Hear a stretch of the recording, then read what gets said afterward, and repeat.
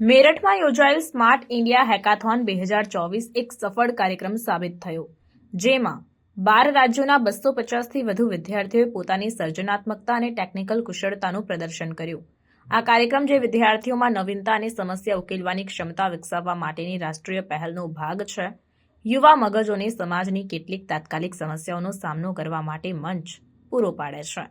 11 થી 12 ડિસેમ્બર 2024 દરમિયાન યોજાયેલા હેકાથોનમાં ભાગ લેનારાઓએ વાસ્તવિક વિશ્વની સમસ્યાઓના નવીન ઉકેલો વિકસાવવા માટે અવિરત મહેનત કરી. આ કાર્યક્રમનું આયોજન Noida institute of engineering and technology દ્વારા કરવામાં આવ્યું હતું, જે ગુણવત્તાયુક્ત શિક્ષણ અને સામાજિક કલ્યાણ માટે પ્રતિબદ્ધ છે.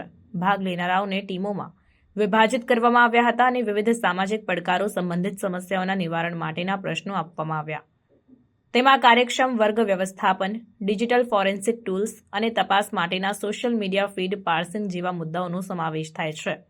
વિદ્યાર્થીઓએ તેમની ઉકેલો વિકસાવવામાં અસાધારણ ટીમવર્ક, સર્જનાત્મકતા અને ટેકનિકલ કુશળતા દર્શાવી. આ કાર્યક્રમમાં સ્થાનિક સરકારી અધિકારીઓ અને ઉદ્યોગ નિષ્ણાતો સહિતના અનેક મહાનુભાવોએ હાજરી આપી હતી, જેમણે વિદ્યાર્થીઓની નવીન વિચારો અને સમર્પણની પ્રશંસા કરી હતી.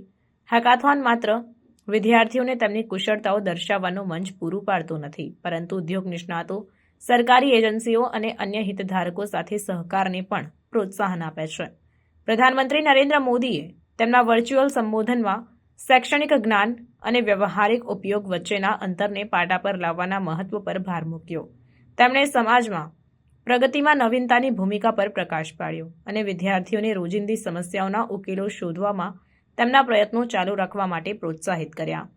વિજેતા ટીમોને તેમના અસાધારણ યોગદાન માટે પુરસ્કારો અને માન્યતા આપવામાં આવી. તેમના ઉકેલો વધુ વિકસાવવામાં અને લક્ષિત પડકારોને ઉકેલવા માટે અમલમાં મૂકવામાં આવશે.